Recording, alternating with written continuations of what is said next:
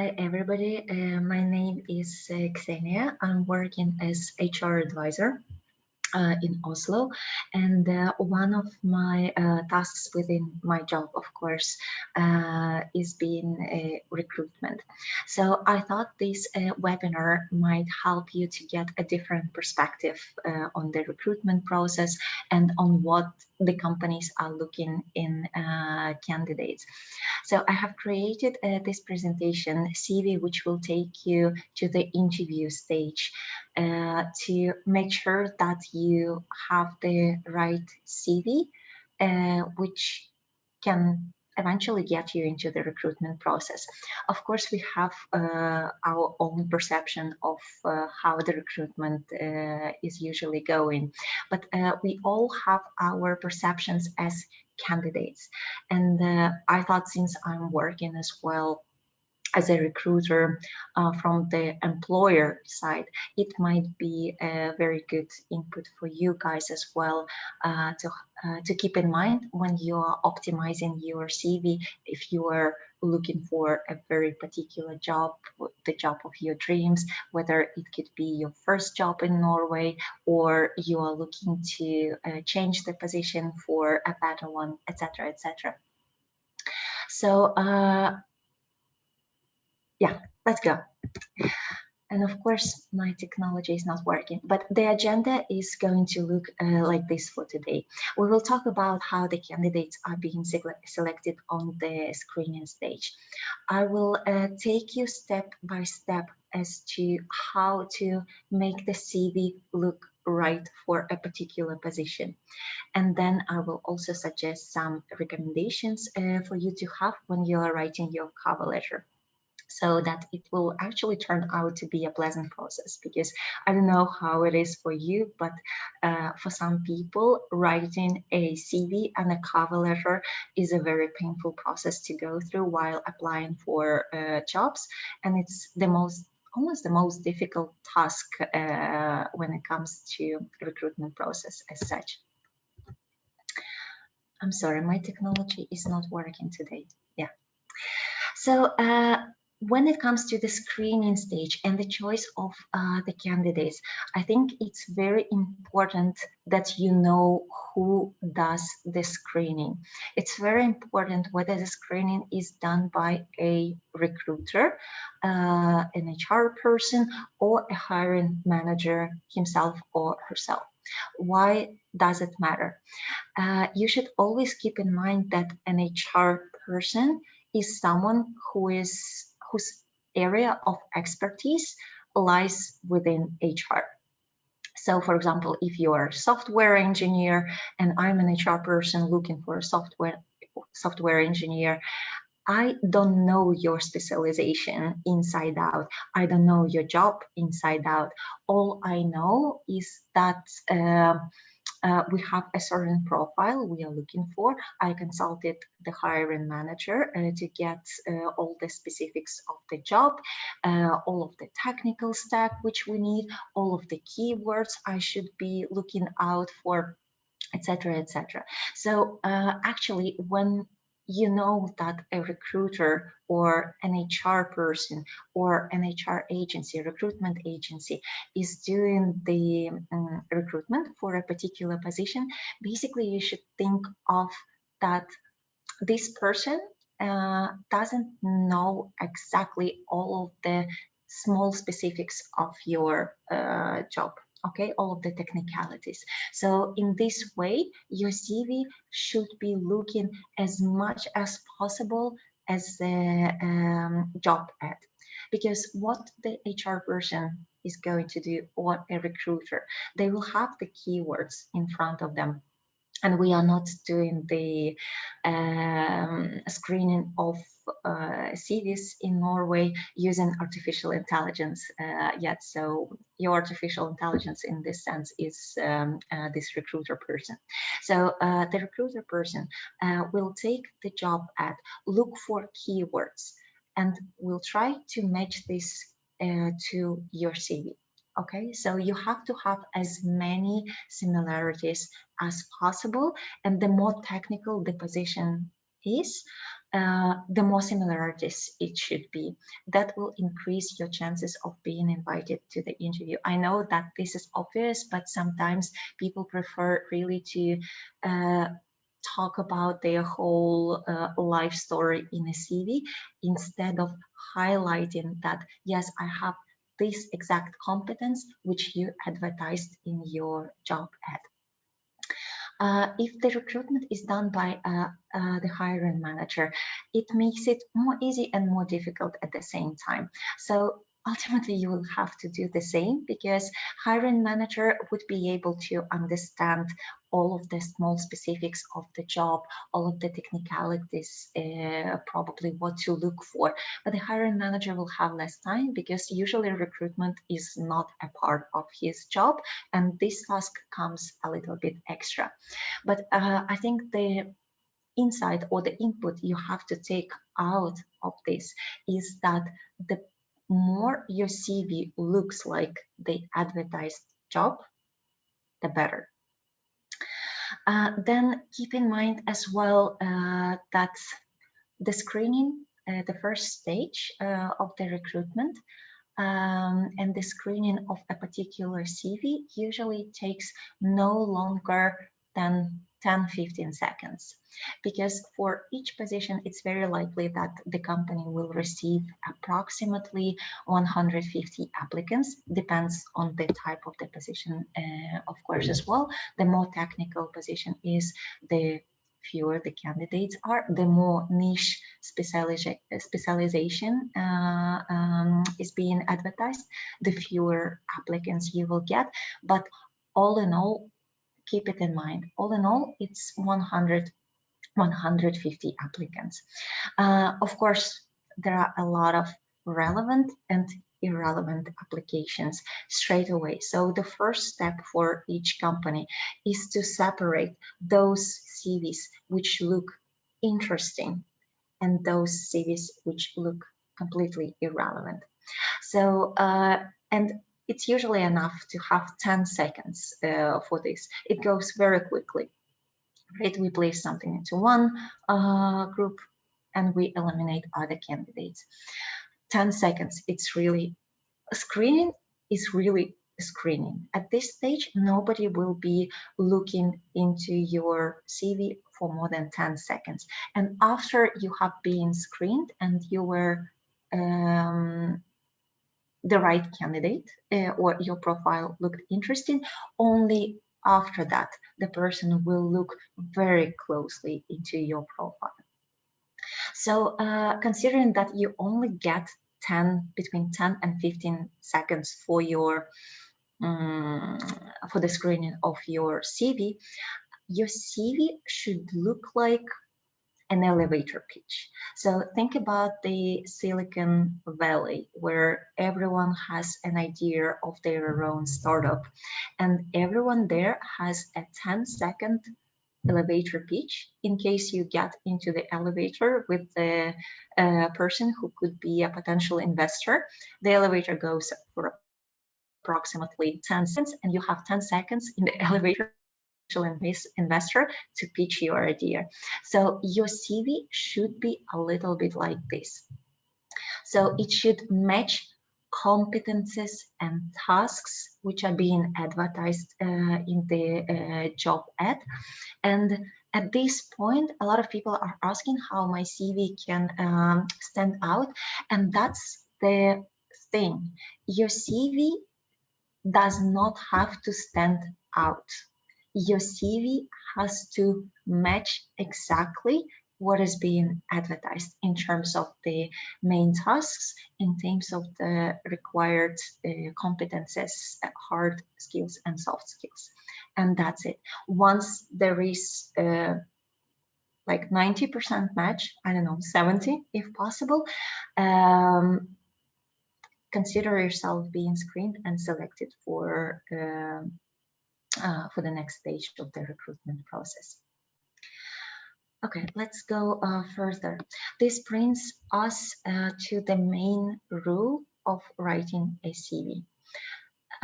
You have to rewrite, customize, edit your CV, highlight some things there, every time you apply for a position. Keep it as a main rule. One position, one CV, because all of the companies, they require various things, like they have their list of requirements, and your CV has to reflect that. Therefore, this generic CV, which you can send right, left, and a little bit center, it doesn't exist. You cannot make one ideal CV which will work for you at all times. It's kind of like, I don't know. Think about that you are going to the market to buy apples, and then somebody offers you, I don't know, watermelons. You don't need watermelons, you need apples. So here in the job market, it is exactly the same.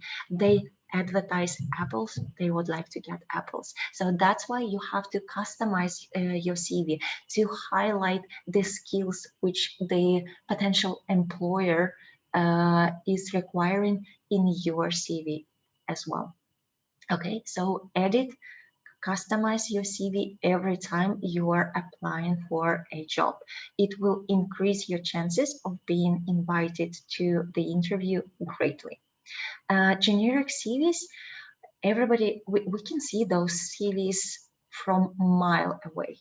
I promise. It's so obvious when the CV is generic and is being sent to several companies. The same goes for the cover letter, and it's a straight no. So please don't waste your time with a generic CV.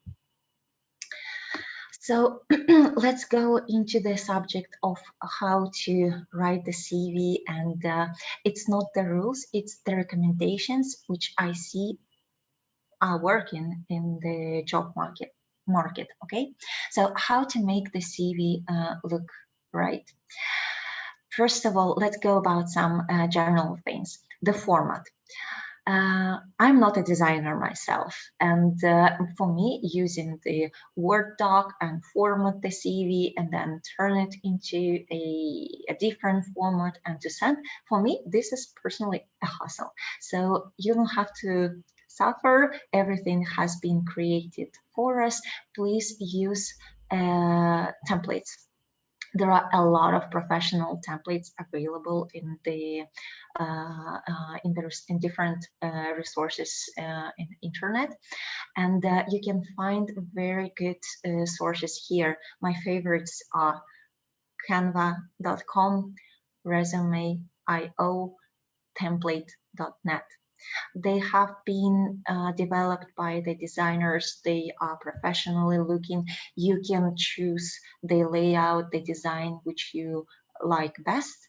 So, and it also helps to structure the material better, the content of your CV better. So for example, your history of employment and education can be on one side, and everything else is structured on the left hand side. It's very easy to screen. It's quite screenable and observable. These kind of CVs, they look professional. So please do not reinvent the wheel. Use the templates which are available out there. The format, PDF only. Why PDF only, and why not, for example, Word docs, doc format? Because if you see, if you send your CV in the Word file, the format can get a little bit destroyed depending on what platform I'm opening. If I use my mobile, your layout can get a little bit distorted and it will look unprofessional and can ruin the first impression of your CV. If I'm opening it on desktop, maybe it will look fine, maybe not. If I use my some other platforms, the format might get distorted.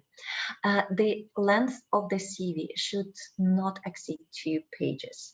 That's really a struggle for anyone to screen a CV which is 3, 4, 5 pages. It feels unnecessary. It produces an impression that the the candidate cannot structure the content properly, and in general, when you have to screen 100 applications for one position, and me probably being an HR, I have 6 recruitments going on, so 600 applications, 5 pages is too long. For the cover letter, I would recommend half a page or maximum 2/3. It doesn't have to be longer than that.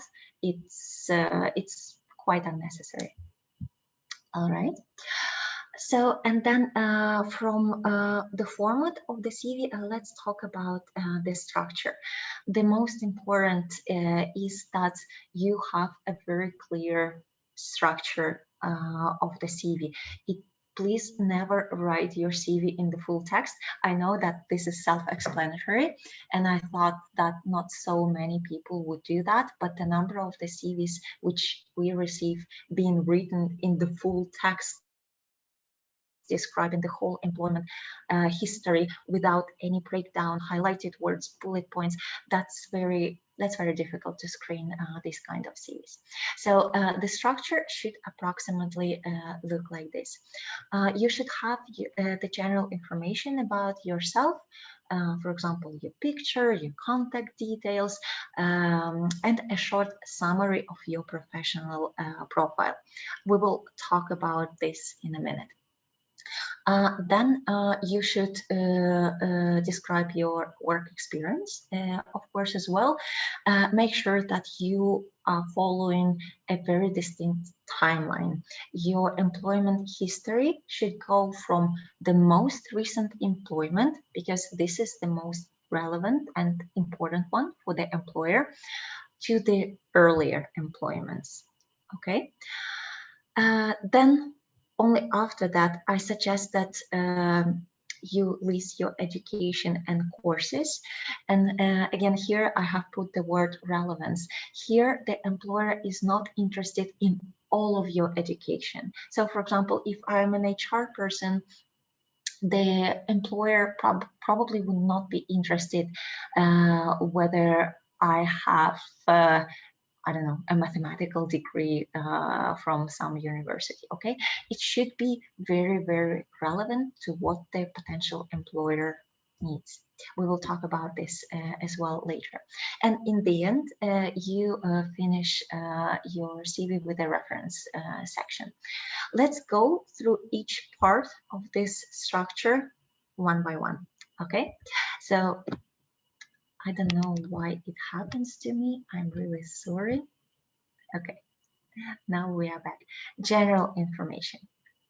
Make sure that your CV lists your name, the address, of course, as well. A lot of applicants are asking me the same question. What if I'm looking, for example, for a job in Oslo while I'm being based in Trondheim, in Stavanger, basically in any other city? I think for this, to eliminate any sort of insecurities from the employer side, you can put your address as it is now, but in brackets you can put the phrase like this: relocating to Oslo, if that's where you're applying for, in this month, that year. Okay, so in this way, the employer already knows that you will be physically there, present. He or she would not have to do anything from their employer side to get you there. They will be aware that you have your own plans, which make you seek a job opportunity in this particular place. Okay, so address in brackets, relocating to in this and that on this and that date. Next one, please make sure to include the relevant phone number. It's a huge advantage if you have a Norwegian phone number, because if you are applying for jobs in Oslo and your phone number is from elsewhere, it's sort of the same thing as with the addresses, right? So it creates some extra questions on the employer side. Does this person think it's a remote type of work? Do they have the plans of moving to Norway or to this city in particular, etc., etc. So if you have a Norwegian phone number, please include this. If you know that the employer is very, like, quite ready for and is offering their location for other countries as well, no problem with the phone numbers of other countries. But if not, then this can create a space for questions. Emails, I know, again, this sounds quite obvious, a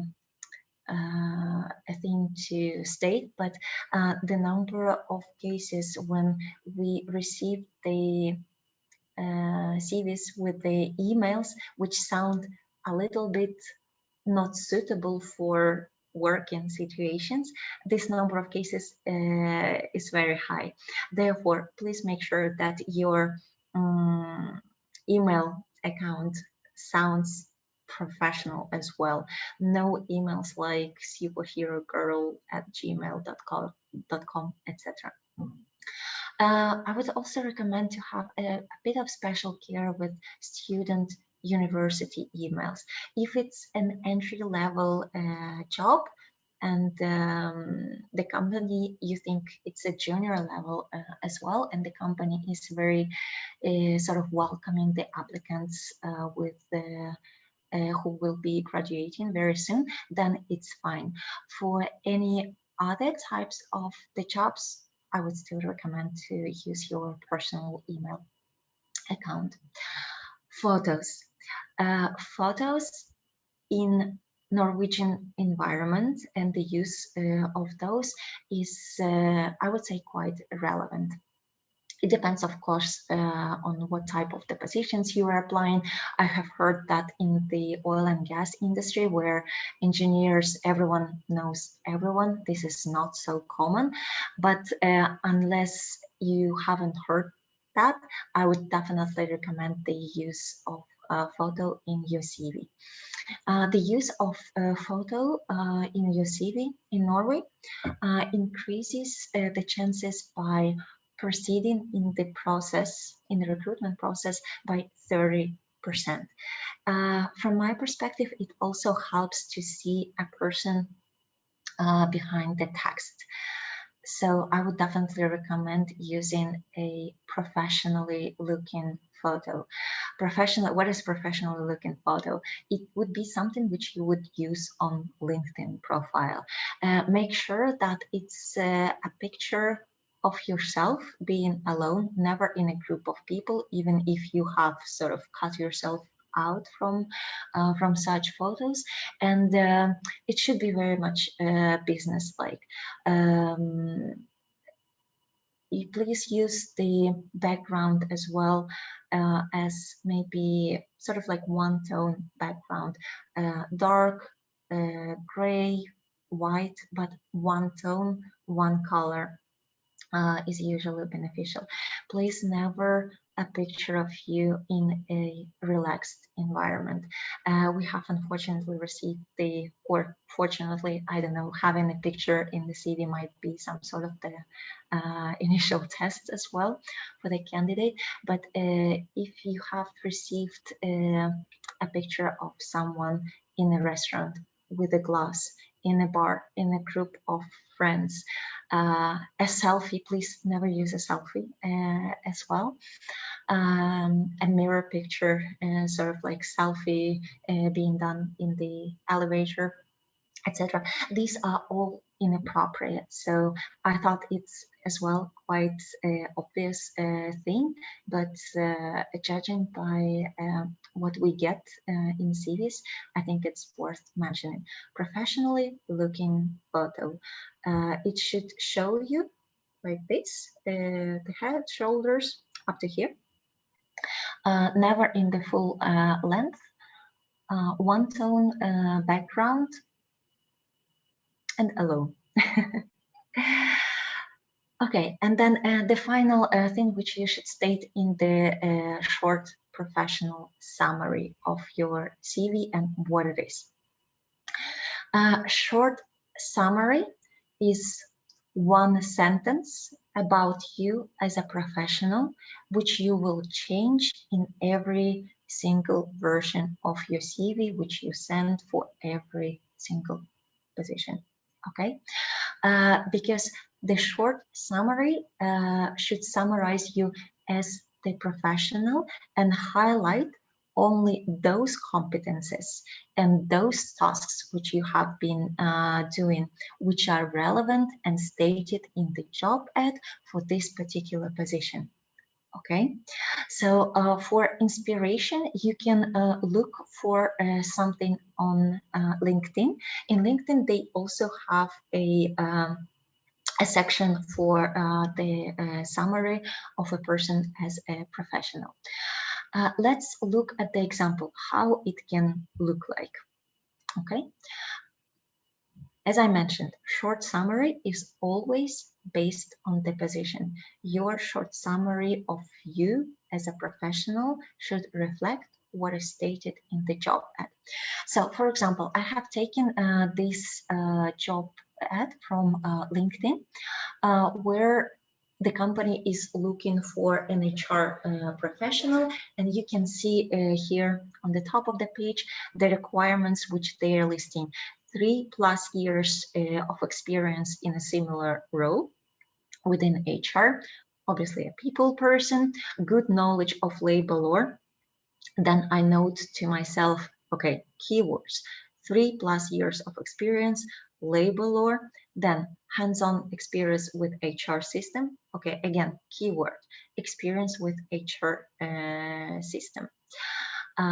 Then there are some soft skills being mentioned, etc., etc. And then this gives me an opportunity to summarize myself as a professional in the following way. Yes, here at the bottom of the page, you can see my short summary of me being this professional, but it's based on the job ad. So what I have written there, experienced HR generalist with master degree in HR. So, right, I have relevant education for this and I highlight this, and a background in organizational development and support in all operational HR related activities. Then I list all of the relevant fields for this position, which were mentioned as well in the job ad. Talent acquisition, which is a recruitment role, labor law, which is a keyword being advertised, HR system, which they also mentioned here in the job ad, etc., etc. And then I have listed some of the soft skills. So you see, this is 1-2 sentences max, and it matches the advertised position straight away. Why do you need the professional profile summary? Again, for the screening purposes, 10 seconds rule. If a person is to screen your CV in 10 seconds, they open it, and on the top of the CV, next to your picture and your contact details, they see in one sentence everything which they have been looking for in their job ad, right? So they match your CV straight away to the job ad, and they understand in less than 10 seconds, which is a great pleasure, by the way, that you are the right type of profile.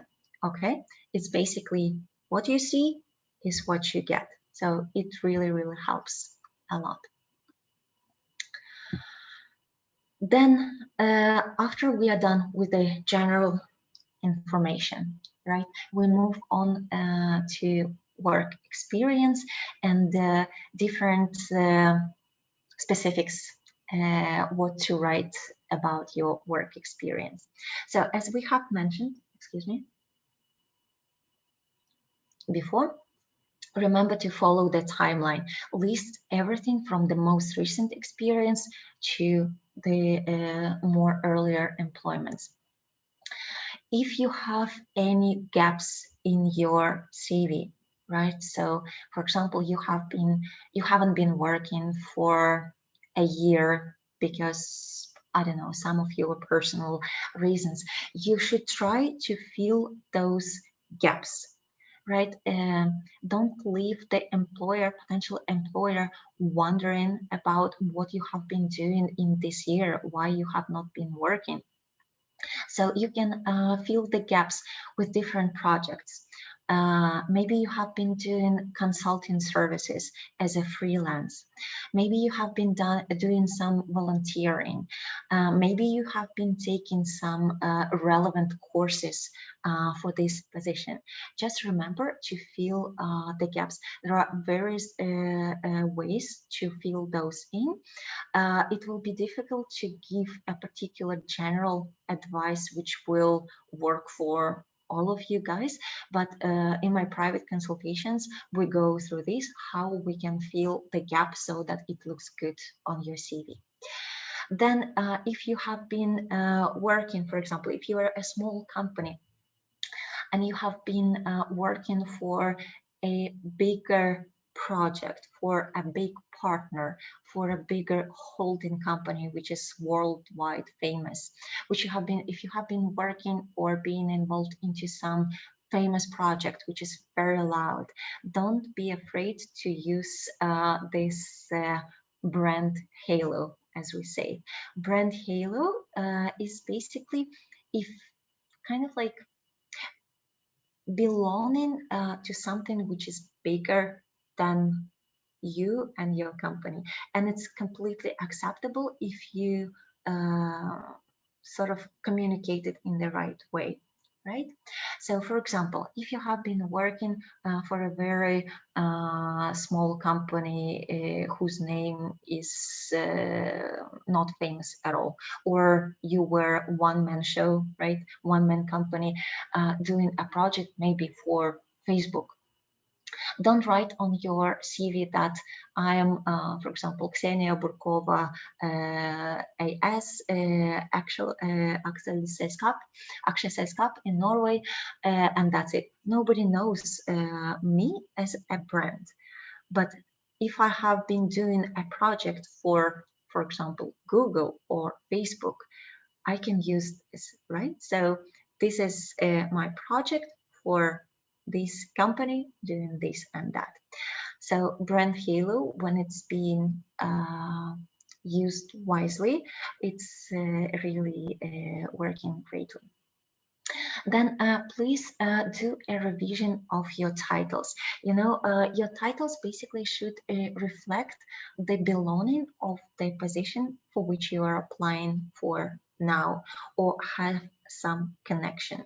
So for example, a very bad example could be if I am a finance person looking for a job in HR, right? If I have on my CV all of my previous employments, which are being stated as accountant, accountant, accountant, then there is a big question, why am I applying for HR type of job, right? So you have to find a way of matching the titles in some ways to that title for which you are applying. How you can do this without lying on your CV. Never lie on your CV, please, never. It will always be visible, and of course it will destroy any good impression of yourself. But for example, when I was an administration assistant in my time, and I was looking, for example, if I would be looking for HR type of job, how can I bridge the gap between administration assistant and a future employment in HR? I could use something like this in my title: administration assistant with HR responsibilities, given of course that I have had these responsibilities, right? Maybe well, not maybe, while being administration assistant I have had tasks to do for HR department. I was helping with this and that project, so yes, I did have HR responsibilities, but my title was administration assistant. So you see, in this way you sort of already bridging this gap between this previous type of the position which you have to the potentially the potential one. Okay. When you are listing each type of your employment, so you list the company, you list what kind of title you had, you can bridge the gap a little bit in your title without lying in your CV, of course. And then under each position, you should list the relevant competencies and tasks which were present there. It's easy, really easy. Again, look at the job description. What does this potential employer want? Take what they want, compare it to your previous experience, and list it there. It could be tasks which are directly connected to what the potential employer wants. It could be even the same phrases which you can take out from their job ad and put it there if this is matching their reality. Or it could be some tasks which have indirect connection, okay, and which can contribute potentially to this job and this team as well. Please remember, because if you start listing everything which you have been doing, it just adds on to your CV. It makes it longer. It doesn't bring any value to the employer because the employer is not interested in irrelevant tasks. They are only interested in what they have advertised. If you can match this, absolutely, you're a good candidate. Okay. So this brings us to the next point. Use the keywords and phrases from the job ad itself. You can find those in competencies, requirements, tasks. So every time you edit your CV to match to the job ad, read the job ad, I don't know, with a marker or something, write, put down some keywords which you see in the job ad, in this competencies, requirements and tasks list, and integrate those into your CV. You integrate those into your work experience when you are listing the tasks which you have been doing for a particular position. You integrate those into your professional profile, right? Like these 1-2 sentences, which will be on the top of your CV. And it's basically will increase the relevance of your CV to a potential employer greatly. Then I would suggest for some positions as well to include relevant achievements. It's always good to see what the person has achieved in their previous places of employment. The achievements must be, of course, relevant. Don't put something into your CV which will not benefit the potential employer. They will not be interested in this. They will only be caught by something like, this is good, this I can see that me as employer, I want this kind of achievement in my team as well. So only put relevant achievements, and you should only put the measurable achievements. You cannot put something generic, right? Don't put something added value to the team by this project. Like, it should be measurable. It should be measurable by numbers, maybe percentages, etc. So, for example, and everything is measurable, right? So even if you reduce the time of your team being spent on a particular task, can you imagine the time in the work situation is money? All of the people in your team, they are earning their salary, their hour costs this and that much. So if you have developed, for example, some technique or some methodology or implemented a new system which saves your team the time, you can translate it into a number. Again, about the achievements, for each one of you, it will be very specific, and I cannot give general advice to all of you, but this is something as well which can be looked into at the personal consultations. For HR, I have put this sort of example. For example, in my previous employment place, I have reduced the turnover in the company by 20%. It's measurable, it's valuable, and the potential employer who is looking for can see the benefit in it.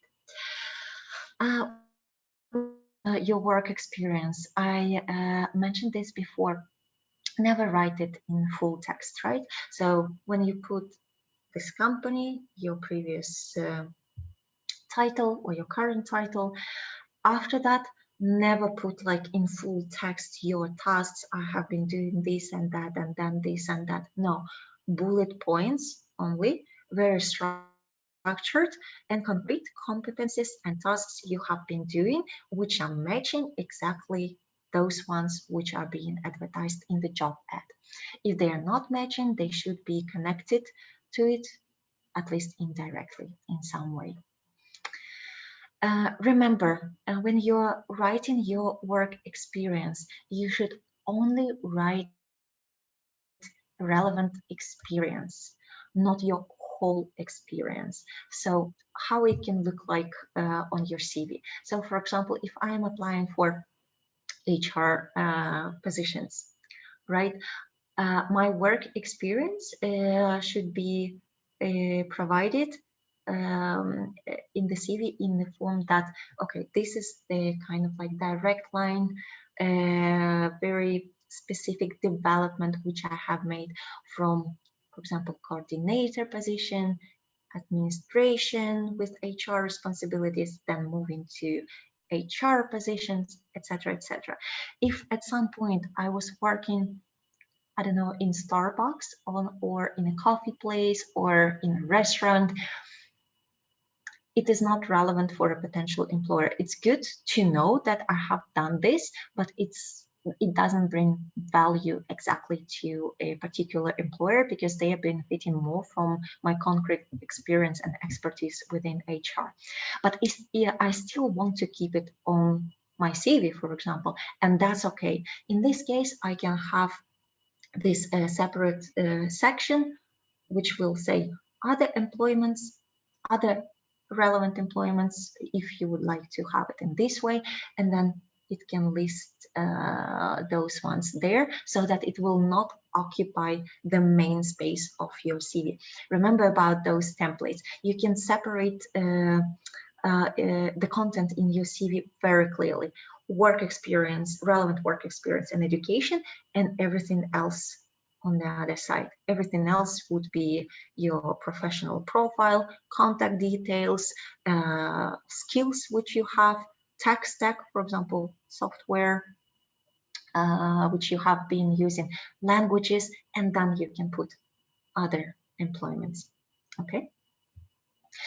So basically, that's the main things to remember when you are writing about your work experience. Again, please remember one application, one CV. Never use the same CV for different application processes. Okay. Here I have put an example of my own CV, how a work history could look like. I'm not saying that this is an ideal format, and this is also old because I'm not working in this company anymore, but at least here it is to illustrate that everything listed here, right? It identifies clearly which company in which place, in which time frame, what kind of position I have had, and what experiences and duties and responsibilities I have had within this role. It's bullet points. Can you imagine reading this as a whole text? Again, I'm not saying this ideal. It's taken from the old CV, but still it's something for you to start with. Then after we are done with the work experience, we move forward to education. Just a second. I'm sorry. Yes, some technical problems. We move forward to talking about enlisting your education in the CV. As mentioned, keep it short and relevant. Basically, years of study, what kind of degree you have had, and areas of study. If your education is in a completely different area, right? I don't know, it sometimes happens. Some people, for example, might have been studying languages before, and then they turn into a technical, more technical specialization. And then on the CV, it looks like they have been linguists, but applying for a job of like more technical jobs. So if your education is completely in a different area, list at least relevant subjects and courses which might be relevant for this particular position, right? So if you have any courses and special skills and tech stack, please use the relevant ones only. Match it to the keywords. If not, if it's slightly different, that's absolutely fine, but always check those things for relevancy. Education part and the skills acquired and courses should not take much space on your CV. Okay, then language knowledge.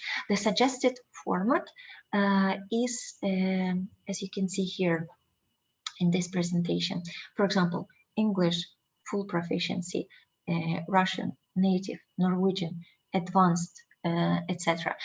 I would not recommend using these referrals as, for example, Norwegian language B2 level or B1 level or A2 level, because for a person who has never learned a foreign language or didn't participate in more formal courses where you are being placed on a particular language level, they would not know how much is B1, like how much Norwegian is it exactly and how good Norwegian skills could be. So for a potential employer who is not familiar with the system, it will not say much what is B1. It will be might be a bit confusing. So I would recommend full proficiency, native, advanced. If you have a language which is a beginner, I think it might be a disadvantage to put this, especially if you're applying for a position where Norwegian language is a must, right? So, but again, this is sort of quite evident. In general, a potential employer would not benefit from any level of your knowledge of language if it's a beginner. So if it's a beginner, you might not put it into your CV altogether, because a beginner level is not much usable in a work situation, except if it's Norwegian. If it's Norwegian and you would like to show that you are serious about living in this country and you have started going to the courses and it potentially can be used in the work environment, in the future work environment, yes, please feel free to include it. And the last part of your CV is dedicated to the references. So I would suggest not to put the exact contact persons as the references in your CV. I would suggest that you use this phrase, available upon request. Why is that? Because basically because of the GDPR, which we have in place in everywhere in Europe and of course in Norway as well. And if you are providing the contact details of a different person, somebody might print out the CV, give it to a different person, and then it's not only your personal data which is being distributed, by potentially the data of other people. Besides, references are only needed on the final stages of the recruitment process, and you will be asked for this in any case. Okay, so that you have time to inform your reference contact people. So yes, you will receive a phone call from this company because I have provided you as a reference, so please expect this call. Okay, so this is the recommendation. I think we have been through the whole CV writing process by now. And here I have just summarized the algorithm for you of writing a CV, everything which we have been talking about earlier today. So make the base for your CV. Use one of the templates from the resources I have provided earlier. Put their general information and contact details. This will be sort of like your base for the CV. It will not change most likely, or not so often. Make a short summary of yourself. This one you will have to modify every time you apply for a job position based on the keywords from the job ad. Okay, remember to edit this one every time. And then make the main CV structure, right? You, of course, know the places you have worked for before, your education, your courses. So this is not so changeable things, but make sure that you edit and highlight the tasks within each employment so that they are reflecting the keywords, requirements, qualifications, and competences as stated in a particular job ad. So always work with the job ad first. Highlight the keywords there. Match this to your work experience and then highlight those in your CV. If nothing matches, you can list the tasks which are connected indirectly. Okay. All right, I have been talking a lot. Now we are moving on to cover letter. A lot of people are saying that it's a big pain to write a cover letter and nobody likes to write those. And I think since nobody likes to write those, nobody likes to read those either. But a good cover letter, which is quite rare to find, will increase the chances of the candidate greatly. This is why it's so important to spend the time and write only half a page of a cover letter and make it right. And it doesn't have to be difficult, and it will meet all of the sort of needs and relevant points of the employer, you know. It will increase your chances greatly. So avoid the main mistakes in the cover letter. What are these? When the cover letter is a repetition of your CV, this is very bad. It doesn't have to be. We have seen your CV. We know what it looks like. You don't have to repeat it, but in the text format. So please, no, avoid this. The cover letter is a big pain when it's too generic and too much cliche. Usually such cover letters are of a descriptive character. So it's basically when a person describes himself or herself without providing concrete examples. So it could be something like, you know, I'm a team player, I have excellent communication skills, I'm experienced in this and that. Okay, that's everything what I see in your CV, but the cover letter is really a place of giving an example of your competences and tasks. It's also a great mistake if a cover letter is 1 page or longer. And please never list unnecessary facts in the cover letter. Cover letter should not be your life story either. It shouldn't be like this, that I'm this and that, and I have moved to Norway in that and that year. I have this and this competence. It's a very unsuccessful strategy of writing the cover letter. So here is a real life example of a very unsuccessful cover letter from my point of view. I will read it aloud in case you cannot see it. Hi, I would like to apply for the advertised position. I feel that my competencies and experience match the advertised position, and I will be able to contribute to your team with my high work capacity and excellent communication skills. I'm a team player, and in my free time, I enjoy horse riding, cooking, and reading, and I'm looking forward to hearing from you. Kind regards, Catherine. Of course, I have changed the name here, but you can imagine that we receive, excuse me, quite a lot of cover letters like this in English or in Norwegian. So basically, why this cover letter is bad? It doesn't refer to me as a person. So if you have a contact person in the job ad, which you know and you have confirmed that this person will be screening the CVs and or be a hiring manager for this position, list this name in your CV. It will make an impression straight away that you have rewritten your cover letter for this particular position. So you will not send this cover letter again to this company and to that and to that, right? So then in this way, we know that you have tailored this. Then it's very descriptive. No examples. It's, you know, I'm a team player, but then everybody is.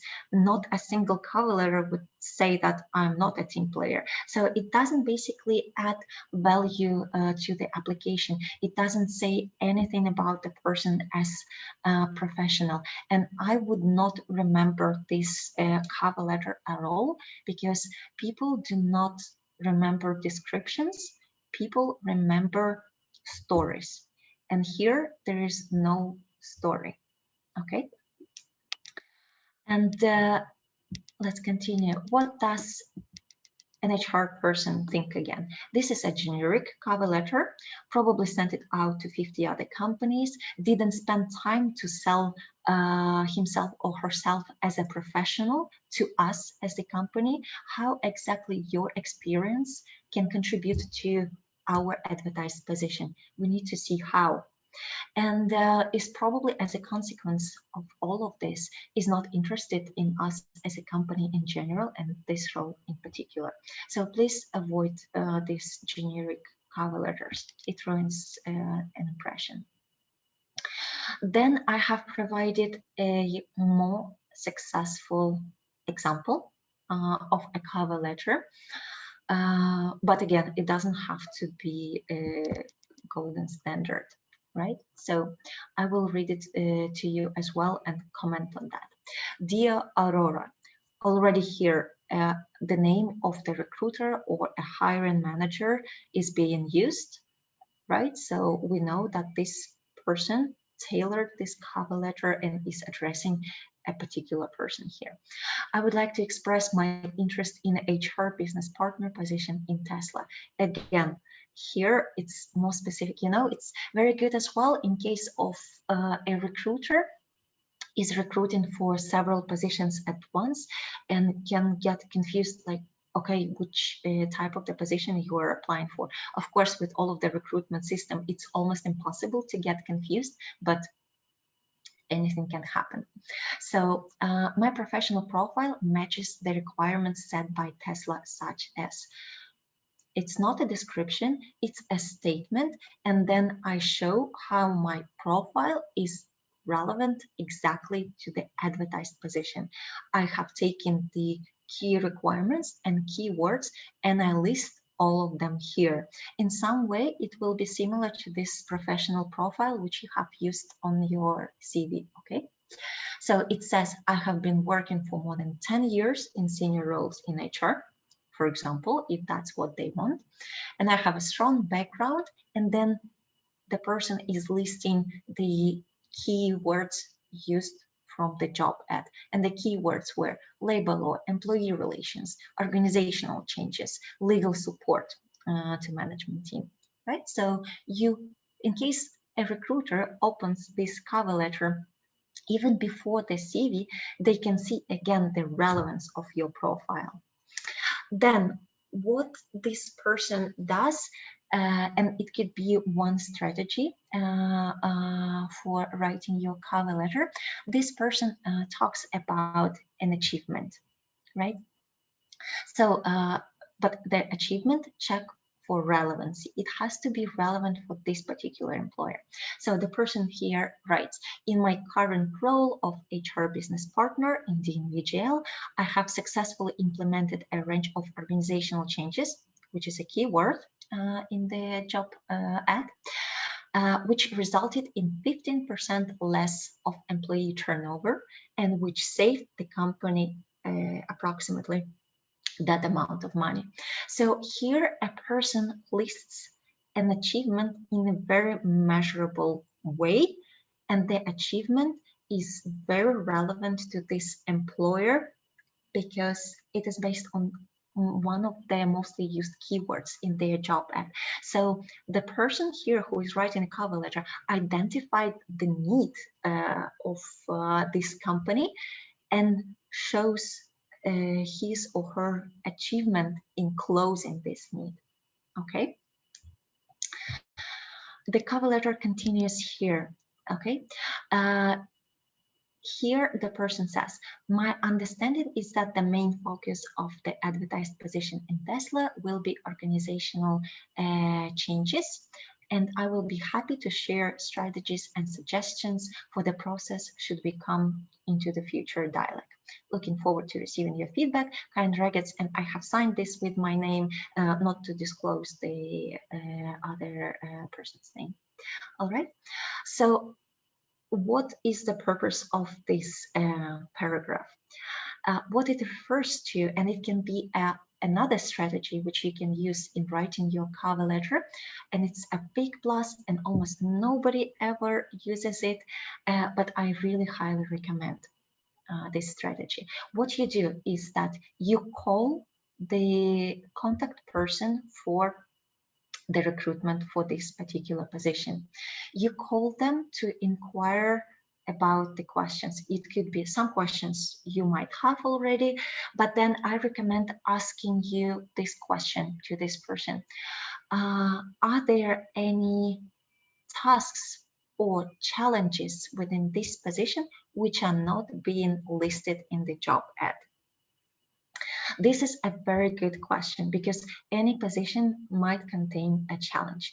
This is also a very good question because the employer is very unlikely to put a challenge into the job ad. It's also very beneficial for you because you are inquiring about something which is not stated in the job ad and which is not accessible to other applicants, right? So you get the information which others do not have, and you can use this information in your cover letter. So basically, if the employer will tell you about the potential challenges with which lie within this position, you can take this challenge as a starting point, right? Like this person stating here, I understand that Tesla will have some organizational changes because this is a very sensitive information which can be to be stated in the job ad itself, right? So, okay, we do this, and this person shows how he or she can close this need, right? So I can think of these strategies and let's discuss them at the interview. And the employer thinks, okay, this person has thought about me as an employer, not about how to sell himself or herself to me as an employer, but what my needs are and what my focus within this position is and what my challenges are and what my pain points are. And this person has already thought of some strategies, how they can close these pain points and challenges. Am I interested? Very. I would like to hear those strategies. It also characterizes this person not only from the perspective of being competent in terms of the hard skills, but also the soft skills. It's kind of thinking one step ahead, communication skills, strategic planning, etc., etc. So it tells a lot about the person in terms of their soft skills. I'm not saying that this cover letter is perfect, but it's a huge improvement compared to the unsuccessful one which we have seen here. So the algorithm for writing your cover letter might look like this. Once again, to summarize what we have been talking about during this time. It can summarize again your professional profile. Again, it should be edited and matched against the job ad, right? So why you are a relevant candidate for this particular position? Because you close the hard skills which are being advertised with your experience in this and that. Okay, just underline and highlight it in bullet points very briefly. I am a suitable candidate because I have this and this and this competences, but from your background, right? Listing the relevant employments. Then one of the strategies which we have described previously, either you can list one of your achievements and tell this as a story. Remember, people will not remember descriptions. I'm a perfectionist. No, tell me a story, a live example from your job experience, which will show the achievement relevant as well for me as a potential employer. Illustrate it as a story, give the numbers, percentages, and basically make the employer want to have the same. Or use a different strategy, identify the need, the challenge of the employer within this position, and talk about the strategy how you can close this need. All right. The concrete work on the cover letter we also do in personal consultations. So of course, this is just a generic advice. Every specializations, every positions will have their own tilts and nuances, but that could be a general advice. So if you would like to contact me for questions or some advice or a private or personal consultation, you are free to do so. My contact details are provided here. You can find me on my website, norwegianhr.com. You can find me through my Instagram account, Norwegian HR, or a Facebook. I'm also on Facebook as Norwegian HR. You can book consultations with me. At the consultations, we are working at concrete edits, which we make to your CV based on a concrete position. So the consultations are not free. They are paid for consultations, but if you are interested, please reach out to me and we will find time to have a look at your CV, make concrete edits, to review it again. We will go through how to write your cover letter in a most beneficial way for a concrete position. I hope this was useful for you. Keep in touch, subscribe to my Instagram account to get the news about more webinars. I'm planning to do the next webinar on how to prepare for interviews. And yes, basically take care and keep in touch. Thank you.